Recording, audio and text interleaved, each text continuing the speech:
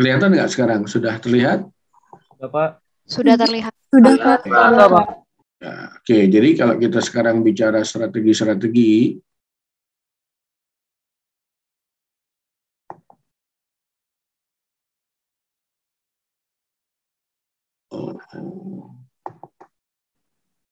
ini sebenarnya sudah ada apa namanya? Sudah ada penjelasan saya nih. Saya akan cepat saja, jadi nanti Anda bisa mengulang di rumah ya. Saya kirim, saya pikir sudah ada itu videonya. Kalau tidak ada, dan saya kirim file PPT bernarasinya. Ya. Jadi pertama, kalau kita bicara strategi pengembangan investasi sosial, ya kita bicara apa itu strategi. Ya. Strategi itu adalah bagian dari organisasi. Ya. Jadi kalau dia menjadi investor, ya, maka dia harus punya strategi bagaimana mendistribusikan pendanaan ataupun bantuan material lain untuk menjadi investasi sosial. Ya. Ya, artinya di sini strategi adalah respon skala besar organisasi, ya, yang secara terus-menerus dan adaptif untuk mencapai tujuan. Jadi dia susun. Kalau sebagai investor sosial, ya dia akan menyusun itu, ya. Tapi kalau sebagai investi, dia juga harus menyusun strategi bagaimana mengelola dana yang dia terima dijadikan usaha, tapi usahanya adalah usaha yang mencari profit, betul itu. Tapi hasil profitnya kemudian dijadikan benefit dari organisasinya. Contoh koperasi. Koperasi itu salah satu bentuk investi. Katakanlah ada koperasi batik. Koperasi batik terdiri dari pembatik-pembatik sebanyak 30 orang misalnya. Nah, batik itu kan dikelola dari satu organisasi ini, maka dia harus punya strategi bagaimana kalau dia mengelola usaha batik itu lebih memberikan keuntungan bagi pembatik, kemudian batiknya tidak menimbulkan pencemaran, ya, maka dia kelola dalam satu kampung, ya. Dia mengatasnamakan pembatik-pembatik itu sebagai koperasi. Nah, koperasi itu, di dalam koperasi ada unit usaha, katakanlah unit usaha penyedia kain, unit usaha pemasaran batik. Ya. Itu semua akan dapat untung. Ya, untung dalam arti kata, dia bisa menjual kain untuk dibeli oleh peserta anggota koperasi lebih murah, ya. Kemudian dia jualnya juga ada untung, untungnya juga bisa buat koperasi, maka keuntungan koperasi itu di dalam rapat tahunan, ya, rapat tahunan itu ditentukan, ini untungnya sudah 100 dari tahun ini, akan dijadikan apa? Oke, 10% kita perkuat untuk pengurus, tapi pengurus sudah digaji dari proses bisnisnya, ya. Yang 90% kita bagi kepada setiap anggota sesuai, ya, dengan jasanya diberikan. Jadi si anggota koperasi juga dapat keuntungan. Kan kalau investasi biasa kan si pembatik itu hanya jadi pekerja. Paham? Halo? Paham tidak? Iya, Pak. Iya, Oke, paham, ya. Pak. Paham ya? Iya, Pak. Itu. Yakinkan ke saya bahwa Anda tahan. Nah, oleh karenanya strategi itu juga menjadi penting ya dalam pelangsungan organisasinya, baik investi atau investor dalam social investment, ya, investasi sosial, ya. Nah, strategi itu boleh disusun menjadi taktis, ya. Jadi kalau Anda ngelola itu selain strategi juga harus ada taktisnya, ya. Nah, strategi itu ada sebenarnya harus dengan pemahaman bahwa investasi sosial adalah pembaharuan dari konsep peran negara untuk kesejahteraan, ya. Jadi yang mendorong kesejahteraan bukan hanya negara, bisa juga swasta. Paham kenapa banyak swasta terlibat, ya? Nah, jadi ada reformulasi ulang tentang kewajiban dia sebagai negara berkesejahteraan ya. Nah, cakupannya adalah dia bisa mencari untung, tetapi dalam kaitan ya juga menguatkan modal sosial ya atau modal manusia, ekonomi dengan kebaikan warga negara ya, untuk keluarga ya, keluarga tertentu, buat komunitas hingga masyarakat luas. Ingat itu ya. Jadi bedanya kan tadi awal-awal beda investasi dan investasi sosial ya. Sehingga strateginya sebenarnya pemberdayaan sosial, ekonomi, dan politik itu strateginya ya. Strategi besarnya adalah menguatkan solidaritas ya, solidaritas yang basisnya ekonomi ya, usaha gitu. Tapi usahanya itu memberi manfaat buat persoalan-persoalan sosial, misalnya norma yang eksklusif jadi norma inklusif ya, persoalan gender yang ada ketidaksetaraan menjadi setara gitu ya, layanan dasar yang mahal jadi murah, sekolah online boleh jadi orang bayar kuotanya separuh harga. Sebetulnya Telkomsel boleh dia bikin perusahaan, atau Anda bisa bergerak ya, Anda sendiri bisa menyusun organisasi yang bekerja sama dengan Telkomsel gitu, menjual pulsa dalam konsep pendidikan gitu ya. Nah, kemudian Anda hitung untungnya, Anda bisa dari situ dapat gaji ya, dapat untung, tetapi pasti ada untung lain. Untungnya lain Anda berikan kembali kepada subsidi ataupun perbaikan anak-anak sekolah yang belum punya HP yang baik misalnya. Paham ya maksudnya ya? Itu layanan dasar dan itu kembali ke masyarakat. Itu kan beda dengan investasi ya. Nah, apa langkahnya? Ini agak cepat ya. Langkahnya adalah pertama itu kita harus menemukan inovasi. Ya, kita perlu menemukan inovasi. Apa yang dimaksud dengan inovasi adalah invensi, temuan-temuan baru ya, yang kemudian temuan baru itu dikembangkan dengan melihat berbagai kebijakan atau regulasi. Tadi saya katakan ya, contoh kita belajar dengan internet. Kenapa internet ini mahal? Karena dikelola operator swasta itu. Nah, kok kalau pendidikan masa kita bayar dengan harga resmi? Anda pergi ke suatu desa, Anda dorong komunitas keluarga-keluarga yang tidak punya internet, Anda buatkan dia TV besar, Anda beli komputer, ya, terus Anda pasangi layanan tertentu, kemudian Anda buat proposal bisnisnya. Ini untuk mengajarkan kepada 10 anak yang tidak punya HP di rumah orang tertentu, Anda hitung usahanya. Anda punya gaji di situ karena harus punya full time, ada teknisi, Anda bisa hitung, maka dalam setahun ada anggaran yang bisa dikelola. Nah, Anda bisa usulkan ke perusahaan, apakah dia punya investasi sosial. Kalau dia punya filantropi, itu diberikan kepada Anda sebagai hibah. Tapi Anda tidak boleh itu menerima, kemudian Anda tidak menghitungnya sebagai investasi sosial. Anda harus hitung bagaimana prosesnya, tidak perlu iuran, maka berapa besar yang harus kita bayar ke Telkomsel, kan gitu.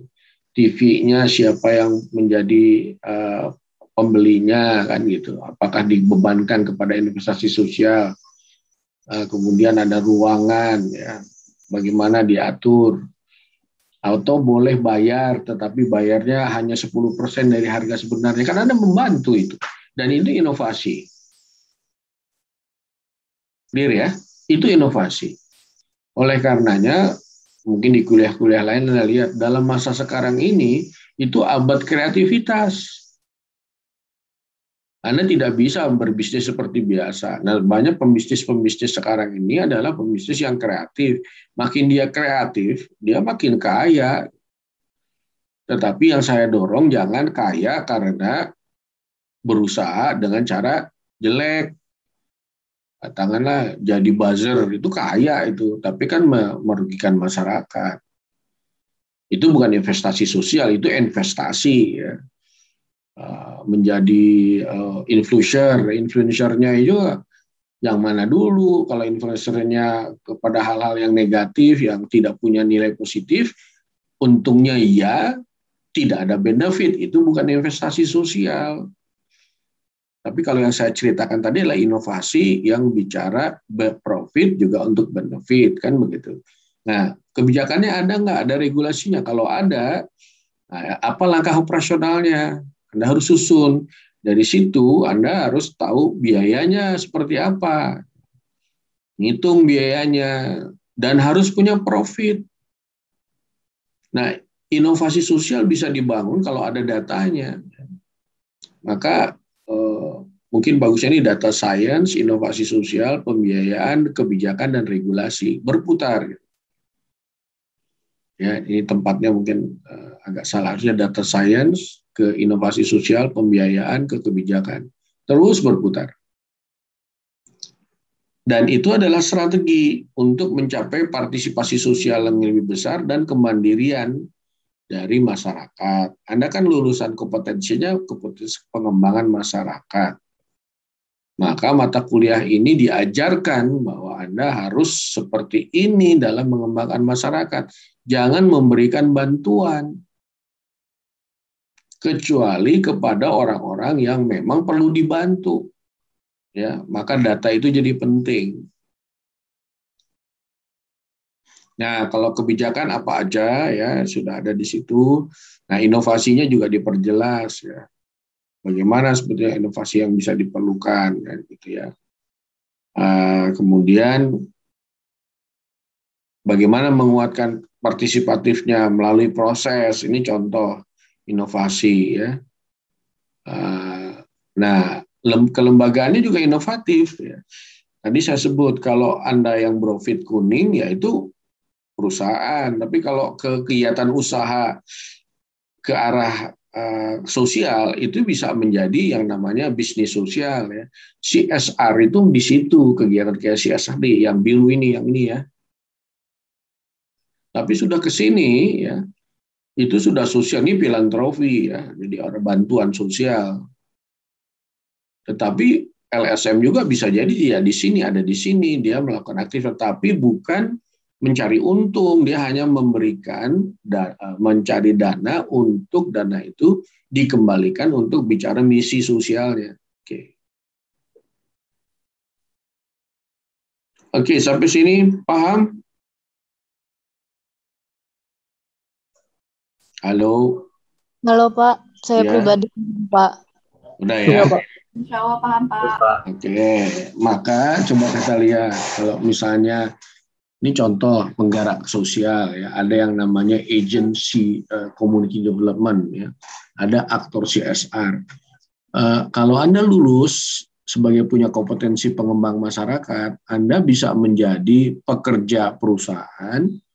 Pekerja perusahaan itu bukan bergerak di investasi sosial, dia bicara di investasi. Tapi kalau Anda membuat perusahaan sendiri yang bergerak di bidang sosial, contohnya, ini contohnya, Anda menguatkan badan usaha milik desa, ya. Nah, kemudian Anda susun bisnis plan-nya, ya, bolehlah bisnis plan ya. Kemudian Anda meminta dana CSR dari perusahaan, dan perusahaan itu menjadi investornya. Investinya adalah Anda, dan Anda harus untung itu. Tetapi keuntungan badan usaha milik desa itu bukan untuk kepentingan kepala desa. Keuntungannya diberikan kepada pelayanan publik desa. Dan kepala desa mendapat dana sebagai bonus dari perusahaan BUMDes yang Anda kelola. Dan Anda mendapat gaji sebagai manajer misalnya di perusahaan itu. Di badan hukum BUMDes itu satu ya. Kalau agents community development, Anda tidak mengkaitkan dengan aktor CSR. Anda memang punya ide buat organisasi bisnis sosial, misalnya ya. Ya, nah kemudian dia bisa melihat aktualisasi CSR dan dia bisa mencari investor sosial lain, tidak hanya dana CSR. Tidak hanya dana CSR, karena Anda menjadi agennya pengembang masyarakat. Ya, jadi kalau CSR itu boleh berhenti, ya, kalau perusahaannya merugi, tapi kalau agen SCD enggak, dia harus sustain. Maka investor-investor sosial akan melihat agen CD. Paham? Halo? Paham nggak nih? Iya Pak, masih mencerna Pak. Oke ya.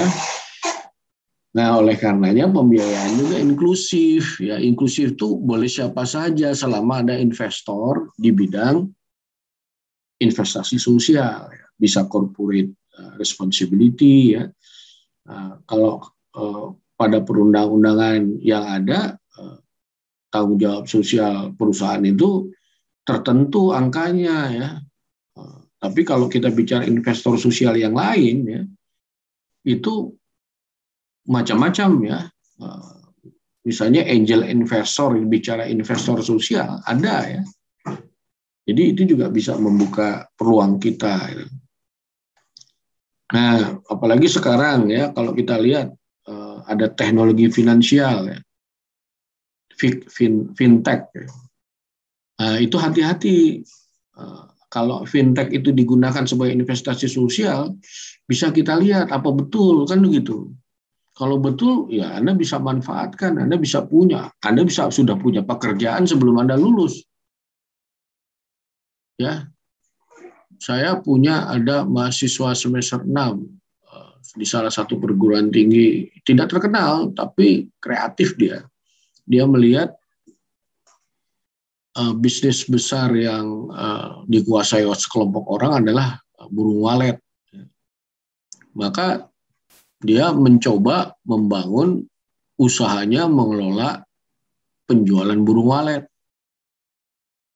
Dia bekerja dengan pemuda-pemuda yang berinisiatif mengelola burung walet lebih baik lagi. Nah, dia membuat startup. Nah, dia memanfaatkan investasi sosial. Maka bisnisnya itu dikembalikan lagi kepada para pengambil sarang burung walet, kan itu risikonya tinggi mereka tuh. Tapi untungnya dia besar. Anak semester 6 dia menjadi CEO-nya ya, itu gajinya 40 juta per bulan, belum lulus. Jadi waktu presentasi di hadapan saya itu dia bawa satu kaleng biskuit lonjong itu dibawa. Itu apa? Ini 40 juta Pak harganya. Waduh, apa tuh? Burung walet kering ya, yang siap dijual. Dan dia sudah olah. Kan kreatif itu. Nah, masa lulusan SKPM nggak ada yang bisa sekreatif itu. Banyak sekali ya, masa pandemi ini banyak ruang-ruang kreatif kalau itu saya. Dan ada tempatnya selama Anda membangun perusahaan-perusahaan yang bukan profit, yang bisa memanfaatkan investasi sosial. Caranya bagaimana? Ya ini strateginya pemberdayaan menuju kemandirian. Apa yang paling penting? Anda berpikir kreatif untuk membangun inovasi. Inovasi untuk membangun investasi yang bentuknya investasi sosial. Ya. Ini saya contoh tadi burung walet itu contoh inovasi jasa pembiayaan misalnya. Sudah banyak nih dana-dana yang bisa digunakan dalam era yang saat ini. Mungkin di kuliah ekosistem digital akan saya ulang lagi nanti. Ya. Kemudian datanya harus baik supaya kita punya ukuran untuk keberhasilan. Ya. Tolok ukur keberhasilan itu harus dengan data yang baik. Ya. Kira-kira begitu strateginya. Ya. Gampang sekali kalau dilihat selama Anda paham yang kuliah kita nomor 1. Ya. Nah, ini pertanyaan tugas minggu depan. Kembali lagi ya, pertanyaannya memperkuat pemahaman tentang fundamental tentang investasi sosial secara strategis ya. Kemudian bertanya tentang bagaimana implementasinya ya.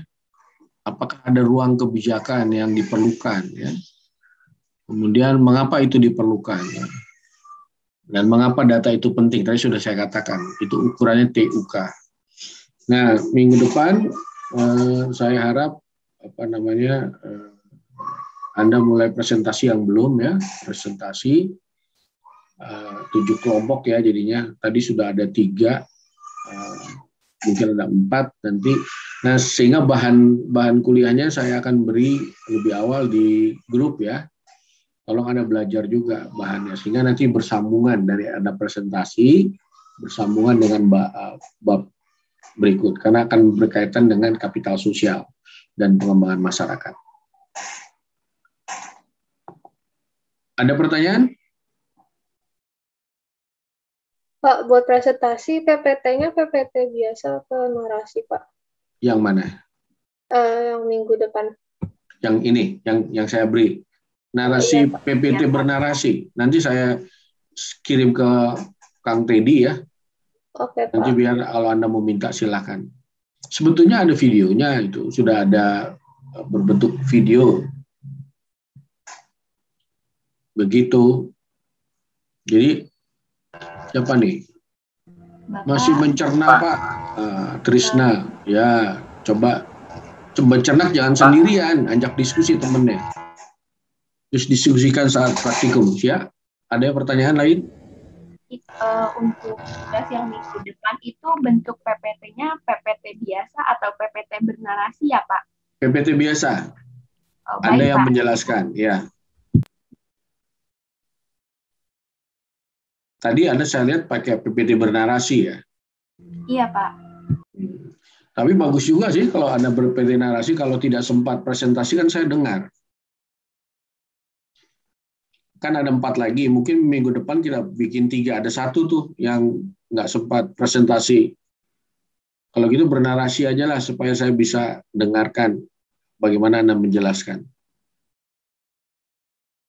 Tapi yang penting bagi saya, Anda mencoba memahami dengan kerangka Anda dan saya bisa mengkoreksi kalau salah. Gitu. Dibanding saya kuliah aja, saya tidak tahu Anda paham apa enggak gitu. Oke? Baik, Pak. Oke, kalau begitu, tolong ya dari 3 pertanyaan tadi dicerna, kemudian dituangkan. Tidak hanya dicerna, dituangkan.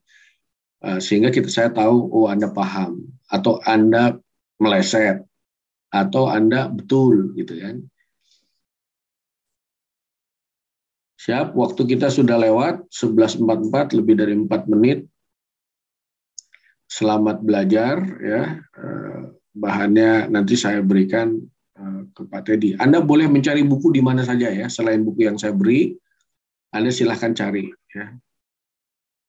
Mudah loh, mudah karena apa? Tema ini adalah tema baru ya, dan banyak digandrungi anak muda ya. Karena ini adalah peluang kerja buat mereka ya.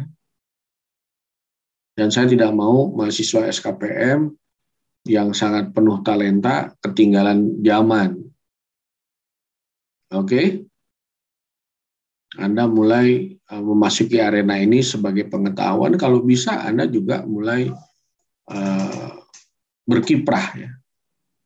Berkiprah di sana. Pak, boleh sedikit Pak, sedikit mungkin ya, maaf teman-teman dikit aja mau tanya Pak Mastin gitu. Ya, Berarti Fian. kalau contoh penerapannya itu Pak, misalnya kita nih udah belajar investasi sosial ya Pak. Jadi saya bingungnya itu kan namanya manusia kan pasti memikirnya ada profit gitu juga ya Pak. Jadi kayak bingung aja misalnya kita melakukan suatu kegiatan di masyarakat, buat program itu tuh berarti nanti kita dapat untungnya, dapat gajinya itu tuh dari perputaran uang itu yang dibagi secara adil gitu ya Pak, maksudnya bukan semena-mena kita ambil 100%, tapi kayak mungkin dari keuntungan yang sudah kita kelola kayak dari BUMDes tadi, nanti untuk ketuanya mungkin ya betul ya Fian. Seperti itu ya Pak. Iya, betul. Jadi, ya. jadi Anda itu sebagai investi kalau individual, tapi bisa juga investi dalam organisasi. Tapi organisasinya bukan organisasi yang relatif untuk cari profit individual, bukan. Dia lebih kolektivitas. Anda akan dapat gaji dari situ. Anda akan dapat gaji dan gajinya boleh terima tinggi juga boleh. Tadi saya contohkan, ternyata burung walet itu memberi keuntungan yang luar biasa itu. Orang dikelola dengan cara startup aja. Si CEO startupnya masih muda, umur 21 tahun, 20 tahun ya. Itu gajinya 40 juta, kalah saya. Iya, Pak. Itu, tapi keuntungannya kembali lagi bahwa perlindungan, sistem budidayanya dengan teknologi yang lebih baik, dijamin. Sekarang dia masuk dengan kesehatan, ya. Terus pengambil burung walet di gua-gua itu, di tepi-tepi pantai itu ada jaminan keselamatan, ada asuransi kalau ada apa-apa, itu ditanggung oleh perusahaan itu selama orang-orang itu ikut dalam bisnisnya si startup itu. Berarti kalau masyarakatnya itu dapat untungnya dari gaji juga gitu, Pak? Atau kayak nanti beberapa yang mereka dapetin dari hasil tangkap walet, misalnya dari kan di goa atau mungkin ada di buat rumah walet, mereka panen, mereka jual kepada perusahaan tersebut, dari situlah untungnya, atau ada gaji tetap gitu ya, Pak? Bukan kalau untuk gaji masyarakat dong. Bukan gaji, dengan dia menjual ke perusahaan itu, harganya kan harus lebih baik dari perusahaan lain. Jadi si budidayanya juga mendapat keuntungan. Kalau Anda jualnya seperti yang biasa-biasa aja, nggak ada yang mau jadi anggota Anda kan? Logikanya gitu aja. Iya Pak, baik. Ya kan?